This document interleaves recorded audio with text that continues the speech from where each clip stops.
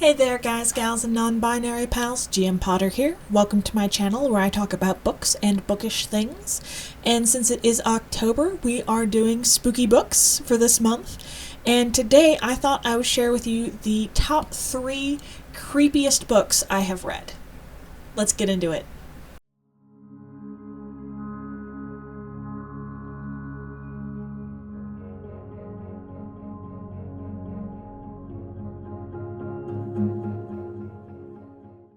Okay, so these are creepy books. They're not necessarily horror novels. They're not necessarily intended to be terrifying. They're not necessarily terrifying. They're just creepy, the kind of books that get under your skin and kind of pick and claw at you. Coraline by Neil Gaiman. This one has the little UV cover and you can see hands reaching out to take her, which is really cool. I love this cover. It's really cool. Philip Pullman, author of His Dark Materials, describes it as, "Rise to your feet and applaud, Coraline is the real thing." And if you haven't read this book, you are in for a treat. This book is the winner of the Bram Stoker Book Award for Best Work for Young Readers. It is the winner of the Hugo Award for Best Novella and the winner of the Nebula Award for Best Novella, among many other accolades. So, in fact, on the inside cover is all the things that it's won. So, and then he's got acclaim for it from Lemony Snicket, Philip Pullman, Terry Pratchett, Diana Wynne Jones, Orson Scott Card, New York Times Book Review, San Francisco Chronicle Book Review, Publishers Weekly, Locus, and Times Educational Supplement London. So, the edition I have is illustrated by Dave McKean, and it's got these beautiful, creepy, black and white images. Just this one. So, this book came out in 2002, and I'm sure you've heard the story, but I love this story so much. When Neil Gaiman wrote the book, his publisher told him, "I can't publish this. This is not a children's book. This is too scary." And Neil Gaiman said, "Well, read it to your kid and see how they take it." And he's like, "Okay." And so he went off and read it to his kid. And he's like, "My kid loved it. It's great. We're going to run it." And sometime later, I'm not sure how long later, Neil Gaiman meets his publisher's kid and says, "I'm so glad that this book is a thing because of you." And the kid says, "You want to know a secret? I was terrified the whole time this book was being read to me, but I had to know more."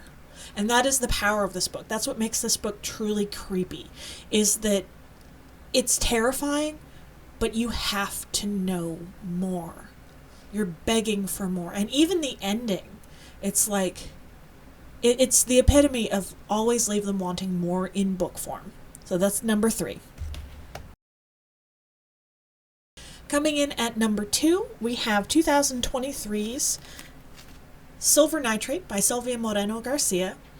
She is the best-selling author of Mexican Goth, The Daughter of Dr. Moreau. I've got several of her books over here. The Seventh Veil of Salome is coming up, or it might have already happened. I'm not sure where I am in my filming schedule. If it's already up, I'll link it here. If not, it's coming. So this book was nominated for a Locus Award for horror. It was nominated for an OLA Evergreen Award, and it was nominated for a Goodreads Choice for horror. And this book is so good. It takes place in Mexico City in 1993, and it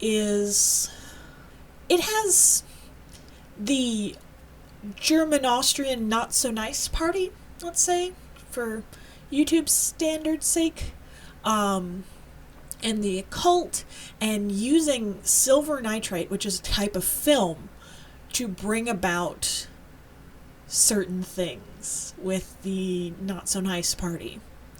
I don't want to say anything more than that because this book